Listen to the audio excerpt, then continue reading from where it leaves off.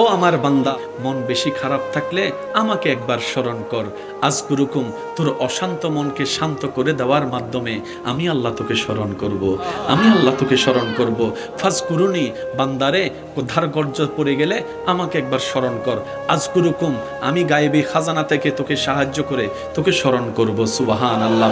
ফাজকুরুনি, বান্দারে যে কোনো মুসিবতে তুই আমাকে স্মরণ কর। আজকুরুকুম, মুসিবত থেকে মুক্তি করে দিয়ে আমি তোকে স্মরণ করব।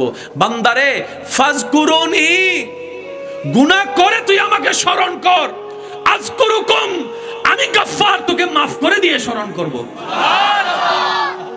বান্দারে মা গাররাকা বিরাব্বিকাল করিম, আমার জমিনেই তো তুই থাকস, আমার দেওয়া দেহ নিয়েই তো তুই চলুস, আমার দেওয়া দুইটা চোখেই নিয়ে তুই চলতে থাকিস। বান্দারে তোর হাত দুইটা তো আমার দেওয়া, তোর পা দুইটা তো আমার দেওয়া, একটু সুবহানাল্লাহ বলতে থাকি আমি। বান্দারে তোর নিঃশ্বাসটা আমার দেওয়া, তোর হার্টটা আমার দেওয়া, তোর কিডনিটা আমার দেওয়া। বান্দারে সবাই তোকে ভালোবাসে, কতজন ভালোবেসে তোর জন্য কত কিছু করেছে, কিন্তু তাদেরকে একবার বল একটা নিঃশ্বাসের ব্যবস্থা করে দিতে, কেউ পারবে না তোকে একটা নিঃশ্বাসের ব্যবস্থা করে দিতে। তোর কিডনির মধ্যে ডায়ালিসিস করে দিতে একজনকে বল, হাজার হাজার টাকার ব্যবস্থা করবে, তাও পরিপূর্ণভাবে করতে পারবে না। ও বান্দা, একটু দেখ না আমি আল্লাহ তোকে কতটুক ভালোবাসি, কতটুক তোকে ভালোবাসি। বান্দারে তুই হাজার গুনাহ করছস, কেউ জানে না তুই ছাড়া, কিন্তু আমি আল্লাহ তো জানি। কিন্তু সেই গুনার খবর আমি প্রকাশ করতে দিই নাই, প্রকাশ হতে দিই নাই। আমি গুনার খবরগুলাকে গোপন রেখে তোকে সমাজে এখনো ইজ্জতে থাকার ব্যবস্থা করে দিয়েছি, ইজ্জতে থাকার ব্যবস্থা করে দিয়েছি। মা গাররাকা বিরাব্বিকাল করিম, মা গাররাকা বিরাব্বিকাল করিম, মা গাররাকা বিরাব্বিকাল করিম। অন্যদিকে আল্লাহ পাক বলে ফাবি আইয়ি আলাই রাব্বিকুমা তুকাজ্জিবান। বান্দারে তোর ডাইনে সব আমার নিয়ামত, বামে সব আমার দেওয়া নিয়ামত, সামনে পিছনে উপরে নিচে বান্দা সবকিছু আমার দেওয়া নিয়ামত। কোনটাকে অস্বীকার করবি বল, কোনটাকে অস্বীকার করবি? পাহাড়ও আমার দেওয়া নিয়ামত, সাগরও আমার দেওয়া নিয়ামত, বন জঙ্গল আমার দেওয়া নিয়ামত, জমিনও আমার দেওয়া নিয়ামত, তোর চোখের জ্যোতিটা আমার দেওয়া নিয়ামত, তোর কানে শোনাটাও আমার দেওয়া নিয়ামত। বান্দারে তোর সমস্ত কিছু আমি রবের দেওয়া নিয়ামত। সুতরাং লাইন শাকারতুম, নিয়ামত পেয়ে যদি শুকরিয়া করিস, লা আযীদান্নাকুম, আমি খুশি হয়ে নিয়ামত আরো বাড়াই দিব। সুবহানাল্লাহ। শুনেন আল্লাহ বলছেন ফাজকুরুনি, জাহান্নামে যাওয়ার পথে আমাকে স্মরণ কর। আজকুরুকুম, জান্নাত দিয়ে আমি আল্লাহ স্মরণ করব। ফাজকুরুনি, শয়তানের চাপে পড়ে আমার স্মরণ কর।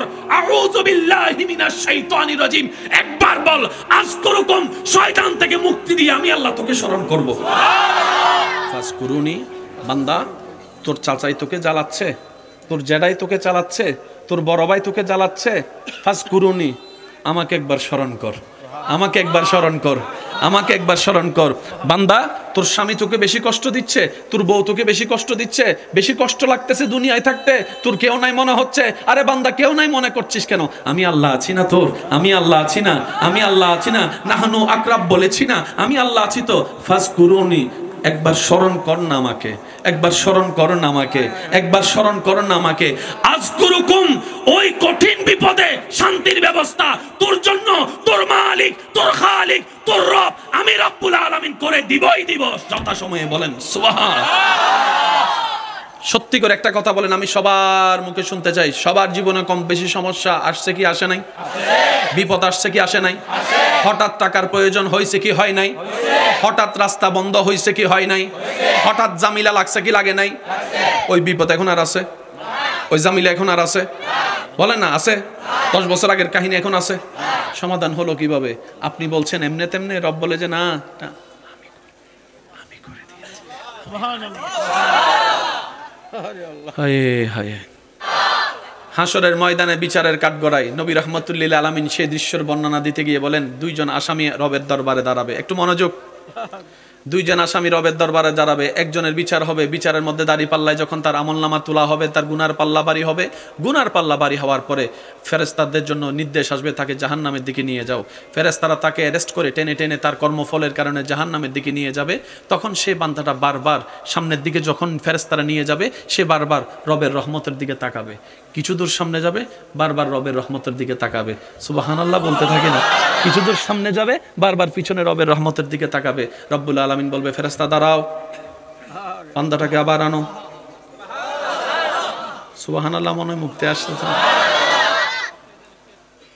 বান্দাটাকে আবার আনো, বান্দাটাকে আনা হবে। রব জিজ্ঞেস করবে কি রে, তোকে তো জাহান্নামের ফয়সালা করে দিছে, বারবার পিছনে তাকাস কোন দুঃখে, কি পিছনে তাকাস কেন, বারবার পিছনে তাকাস কেন, বারবার পিছনে তাকাস কেন? সে বান্দা বলবে, আল্লাহ দুনিয়াতে আলেম ওলামার মুখে শুনেছি তোমার নাম নাকি একটা রহমান আছে, একটা নাম রহিম আছে, একটা নাম গাফফার আছে, কত হুজুর আলেমের মুখে শুনেছি তুমি নাকি বড় বড় গুনাহগারকেও মাফ করে দিছো, বড় বড় গুনাহগারকেও মাফ করে দিছো, তুমি নাকি ফেরাউনকে মাফ করার জন্য প্রস্তুত ছিলা, ফেরাউনের মতো জালিমকেও তুমি মাফ করার জন্য প্রস্তুত ছিলা, সে যদি মন থেকে তওবা করতো। তা আমি বারবার চাচ্ছি, তুমি তো বিচার করে দিছো বিচারক হিসেবে, কখন জানি তোমার আমার জন্য একটু মায়া হয়, হঠাৎ করে তুমি মালিক হিসেবে আইন তো ক্যান্সেলও করে দিতে পারো, রায়ও ক্যান্সেল করে দিতে পারো, জাহান ব্যাপার না। আমি সেজন্য বারবার তাকাচ্ছি, কখন জানি তোমার রহমতের নজরটা আমার দিকে পড়ে, কখন জানি রহমতের নজরটা আমার দিকে পড়ে। এবার রব বলবে, তোর কি আমার রহমতের উপর ঈমান আছে? বান্দা বলবে যে আল্লাহ আছে, সেজন্যই তো বারবার তোমার রহমতের দিকে তাকাচ্ছি, কখন জানি তুমি একটু খুশি হয়ে বলো, এই আমার বান্দারে জাহান্নামে নিস না, জান্নাতে নিয়ে যা, এই আশায় বারবার তাকাচ্ছি। রব বলে যে তোর ঈমানকে আমি আশা হতে দিব না, নষ্ট হতে দিব না। ও ফেরেশতা, জাহান্নামী রাস্তা ক্যান্সেল করো, আমার বান্দাকে জান্নাতের দিকে নিয়ে যাও। দুইজনের ভিতর কয়জন বাকি আছে? এবার ওনার যখন হিসাব নিকাশ হবে, দাড়ি পাল্লায় আমল যাবে, গুনার পাল্লা বাড়ি হবে, ওনার হিসাবও জাহান্নাম। আল্লাহ তাআলা ফেরেশতাদেরকে বলবে, ফেরেশতা রায়, তাকে তোরে জাহান্নামে নিয়ে যাও। ফেরেশতারা তাকে ধরার আগেই সে জাহান্নামের দিকে দৌড় দিবে। সুবহানাল্লাহ, মন মতো হয় না? সুবহানাল্লাহ, আরো জোরে। তার রায় কি? জাহান্নাম। ফেরেশতারা তাকে টেনে টেনে জাহান্নামে নিয়ে যাবে, এটাই তো হবে সাধারণ দৃশ্য, কারণ মানুষ তো ফাঁসির কাটতে নিজের থেকে যেতে চায় না। ফেরেশতারা তাকে অ্যারেস্ট করার আগে সে জাহান্নামের পথে দৌড় দিবে। আল্লাহ বলবে যে দাঁড়া, কই যাস? আল্লাহ আপনি না বলছেন জাহান্নামে, সেজন্য জাহান্নামে যাচ্ছি। রব বলবে, এটা কি জান্নাত মনে করছস? খুশি মনে তুই জাহান্নামে যাচ্ছস, ব্যাপার কি? তখন সে বলবে, আল্লাহ দুনিয়াতে তোমার অনেক আদেশ শুনছি, একটাও মানি নাই, অনেক হুকুম দিছো, একটাও মানতে পারি নাই। আজকে হাসরের ময়দানে তুমি আল্লাহ আমাকে শেষ একটা আদেশ দিছো। তুমি আজকে হাসরের মাঠে শেষ একটা আদেশ দিছো, এটাও যদি আমি পালন করতে না পারি কেমন বান্দা হইলাম। সেজন্য তুমি যদি খুশি হয়ে জাহান্নাম দিছো, আমিও আবার প্রাপ্য জাহান্নামের দিকে চলে যাচ্ছি। ফেরেশতারা ধরে টেনে টেনে নিয়ে যাবে, দরকার কি? তুমি আদেশ দিয়েছো, বাস এটাই আমার জন্য যথেষ্ট। আমার আল্লাহ আমাকে জাহান্নাম দিয়েছে, আমি খুশি মনে জাহান্নামে যাচ্ছি। রব বলে যে হইছে, তোর আর জাহান্নামে যাওয়ার দরকার নাই, তোর কথাটা আমি আল্লাহ খুশি হয়েছি, যা গুনাহ মাফ করে দিলাম, জাহান্নাম থেকে জান্নাতি বানাই দিলাম। ওনার নাম রহমান। সুবহানাল্লাহ, আমি শুনি নাই। বসে দাঁড়ানো সবাই মিলে একবার বলেন তো সুবহানাল্লাহ। আপনি যে মামলাটা টানতেছেন, যে পরিশ্রম করে টাকা খরচ করতেছেন, আপনি আজকে মারা গেলে আপনার ছেলে মেয়ে কি সেই মামলা টানতে পারবে কি না? একটু ভাইবা দেখেন, একটু জোরে বলেন না রে ভাইয়া। আপনার দাদাই যেভাবে সংসার চালাইছে আপনার বাবাই পারবে না। আপনার আমার বাবাই যেভাবে সংসার চালাচ্ছে আপনি আমি 10 ভাইয়ে মিলেও পারবো না। একটু কথা বলেন ঠিক কিনা? সব ছেলের একমত হবে যে আমার একজন বাবা 10টা ছেলেকে যেভাবে চালাইছে, আমরা 10 জন ভাই মিলে একটা সংসারকে সেভাবে।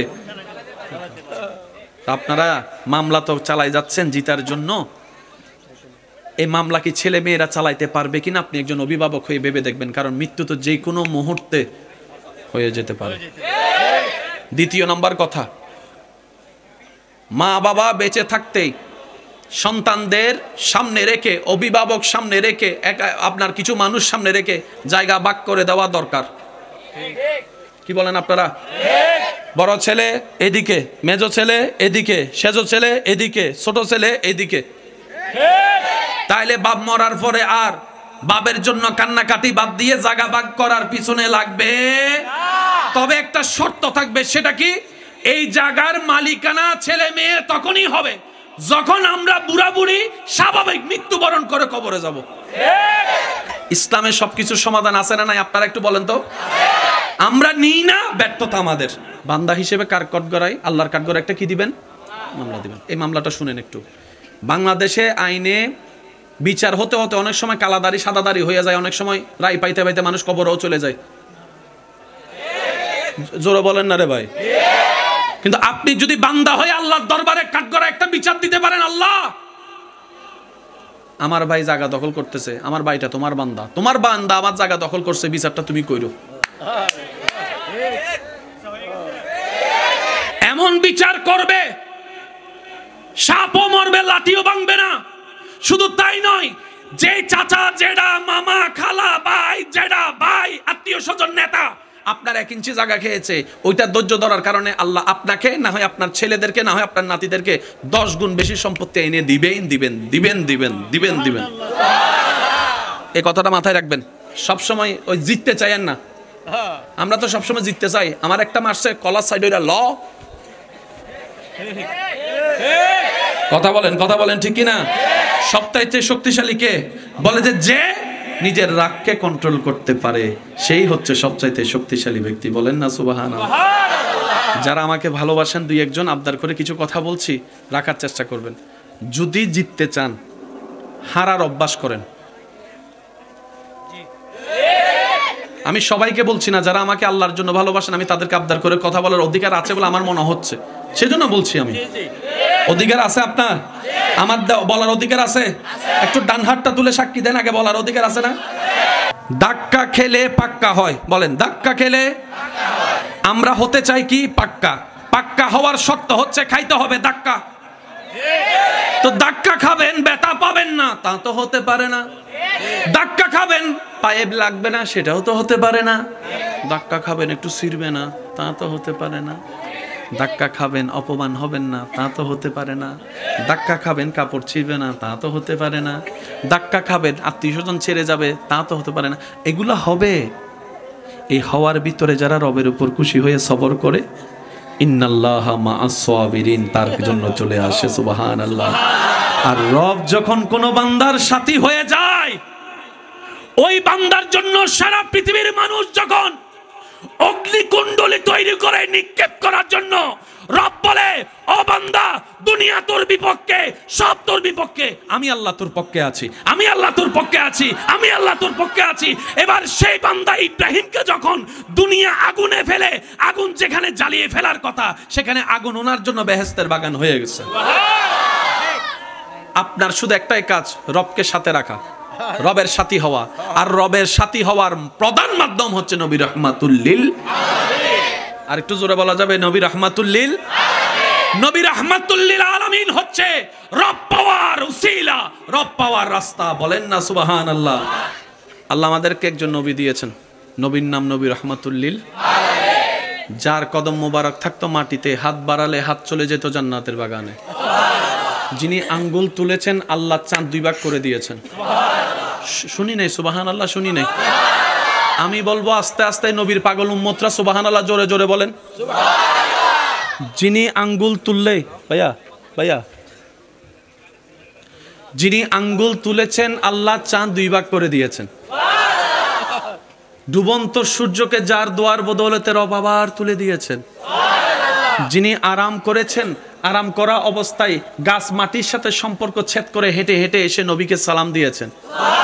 যিনি রাস্তা দিয়ে হেঁটে গেলে পাথররা পর্যন্ত সালাম দিতেন। যিনি যে রাস্তায় একবার হেঁটে যেতেন, পিছন থেকে যারাই আসতো তারাই খুশবু সঙ্গেই বুঝতে পারতো আব্দুল্লাহর ছেলে মুহাম্মদ নবী রাহমাতুল লিল আলামিন রাস্তা দিয়ে গিয়েছেন, রাস্তা দিয়ে গিয়েছেন, রাস্তা দিয়ে গিয়েছেন। যার চেহারার দিকে তাকালে চাঁদও শর্মায় যেত, এত সুন্দর কিভাবে হয়, এত সুন্দর কিভাবে হয়। আবু জাহেলের মতো বড় হিংসুক বাটপারও যার চেহারার দিকে তাকায় কখনো কথা বলার সাহস পাই নাই। ওই নবী রাহমাতুল লিল আলামিন, ওই নবী রাহমাতুল লিল আলামিন, ওই নবী রাহমাতুল লিল আলামিন। যার গাড়ি ছিল বোরাক, একটু একটু একটু জোরে বলতে হবে সুবহানাল্লাহ। হচ্ছে কি? যার গাড়ি ছিল বোরাক, যার বেড়াতে যাওয়া ছিল মেরাজ, সুবহানাল্লাহ। বুঝছেন কথা? যার খাদেম ছিল জিবরাইল, সুবহানাল্লাহ। সেই নবী কেন তায়েফে আঘাত খাইল? আপনার আমার যদি সামান্য একটা নেতার লগে পরিচয় থাকে, ফাঁকি আর মাটিতে লাগে? ডাইরেক্ট কয়, Do you know who I am? চিনস বেটা, কথা কোনের আগে সাবধান কই আলাছে, কিন্তু কাটলাম কয়টান তোরে। চিনস বেটা আমি কেডা? কে কে তুই? কই আমি অমুকের, অমুকের মানুষ, ছেলে না মেয়েও না, অমুকের মানুষ। এসব কথা কয় না। সৃষ্টির স্রষ্টার বন্ধুর কথা বলছি, যিনি হাবিবুল্লাহ। তায়েফের ময়দানে পাথরের পর পাথর, আঘাতের পর আঘাত, রক্তাক্ত দেহ মোবারক। জিবরাইল এসে বলে, নবী আল্লাহ অনুমতি দিয়েছেন, এবার অনুমতি আপনি দেন। জিবরাইল এসে বলে, হাবিব আল্লাহ অনুমতি দিয়েছেন, এবার আপনি বললে আমি এই জায়গাটাকে উল্টাই দিব। নবী যদি বলতেন উল্টাই দে, বলেন না। আমার যুবক ভাইরা জানে পৃথিবীতে একটা ডেড সি আছে যেখানে মানুষ ডুবে না। বিজ্ঞানের ব্যাখ্যা ভিন্ন, কিন্তু সেটার ইসলামিক ব্যাখ্যা ভিন্ন। মানুষকে, ছোট বাচ্চাকে আপনি যদি পানির মধ্যে ফেলে দেন, জীবিত হলে সে ডুবে যাবে, মারা গেলে উঠে আসবে। এটা হচ্ছে নিয়ম, ঠিক কিনা? অনেকে সাঁতার শিখতে যায়, পানি ডুবে ডুবে পানি খায়। ডেড সিটিতে যদি আপনি একটা ছোট বাচ্চাকে, একদিনের বাচ্চাকেও ছেড়ে দেন, ওই বাচ্চা ডুববে না, বেঁচে থাকবে। কারণ সেটার সাথে আল্লাহর গজবের একটা নিদর্শন আছে। তো বিজ্ঞানের ব্যাখ্যা আলাদা, ইসলামের ব্যাখ্যা আলাদা। তবে একটা কথা মনে রাখবেন, বিজ্ঞান যেখানে শেষ, ইসলাম সেখানে মাত্র শুরু। সুবহানাল্লাহ কি বলা যাবে ভাইয়া? বিজ্ঞানের ক্ষমতা, পাওয়ার যেখানে শেষ, সেখানে মাত্র ইসলামের শুরু। কারণ ইন্নাদ-দীনা ইনদাল্লাহিল ইসলাম। চিৎকার দিয়ে একবার বলেন সুবহানাল্লাহ। আঘাতের পর আঘাত। জিবরাইল এসে অনুমতি চাইলো, ইয়া রাসূলুল্লাহ বলেন আমি উল্টাই দিই। নবী বললেন, জিবরাইল আল্লাহ আমাকে গজব দাতা হিসেবে পাঠাই নাই, রহমাতুল্লিল আলামিন করে পাঠিয়েছেন। রহমাতুল্লিল আলামিন করে পাঠিয়েছেন। আমি এসেছি আমার দায়িত্ব পালন করতে, দাওয়াতটা দিতে। গ্রহণ করবে কি করবে না এটা তাদের ব্যাপার। তবে শুনে রাখো, তারা না করলেও তাদের ছেলেরা হয়তো করবে, তাদের নাতিরা হয়তো করবে। যে তায়েফে নবীকে ইসলামের কথা বলতে দেয়নি, আজকে সে তায়েফের মধ্যে শত শত মসজিদে ডেইলি 5 বার আজানের মধ্যে আল্লাহু আকবার, আল্লাহু আকবার, আল্লাহু আকবার ধ্বনি শোনা যাচ্ছে।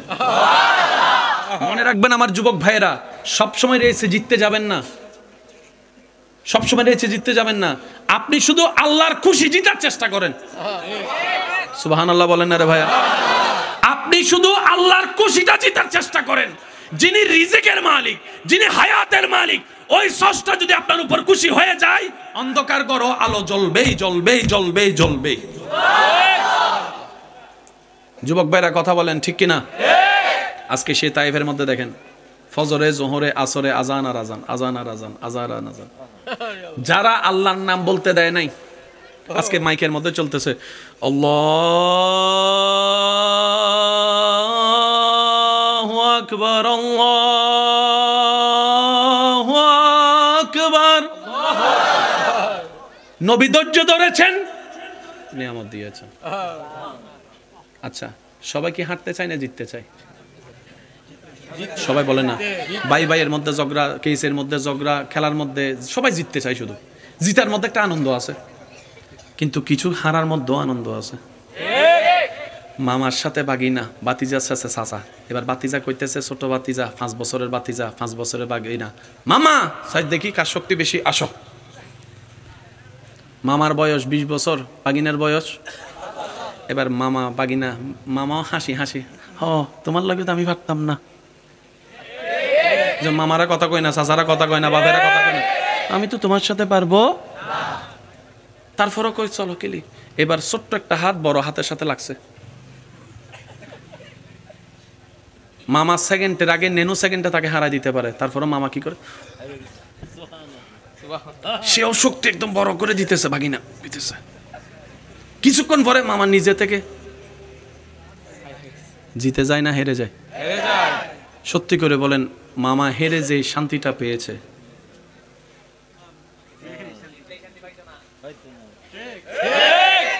আমি শুনি নাই, আরো জোরে বলেন। বাগিনার সামনে মামা হেরে, বাতিজার সামনে চাচা হেরে যে শান্তিটা আপনি পেয়েছেন, 1000 বার জিতার মধ্যেও সেই সুখ শান্তি আপনি পাবেন না, আপনি পাবেন না, আপনি পাবেন না। মনে রাখবেন, হেরে যান ভাইয়ের কাছে, হেরে যান রাগের কাছে, হেরে যান ক্রোধের কাছে, হেরে যান বিদ্বেষের কাছে, হেরে যান লোভের কাছে, হেরে যান সব দিকে আপনি হেরে যান। আমি হাঁটতেই থাকবো, তুই জিতে যা, তুই জিতে যা, তুই জিতে যা, তুই জিতে যা, তুই জিতে যা। ভাইকে জিতাই দেন, মামাকে জিতাই দেন, জেঠাকে জিতাই দেন, চাচাকে জিতাই দেন। আপনি শুধু বলবেন, আল্লাহ আমি তো শুধু তোমার রহমত চাই, আমি শুধু তোমার রহমত চাই, আমি শুধু তোমার রহমত চাই, আমি শুধু তোমার রহমত চাই। আল্লাহ আমি তোমার রহমতের ভিখারি হয়ে বাঁচতে চাই। জগৎ জিজ্ঞেস করবে, তুই শক্তিশালী হওয়ার পরও চাচার কাছে হেরে গেছিস কেন? আপনি বলবেন, আমার রবের রহমতে জিতার জন্য, আমার রবের রহমতের চোখে জিতার জন্য। কারণ রব যদি একবার কোন সৃষ্টির হয়ে যায়, পুরা সৃষ্টি জগৎ সেই সৃষ্টির কদম তলে চলে আসে।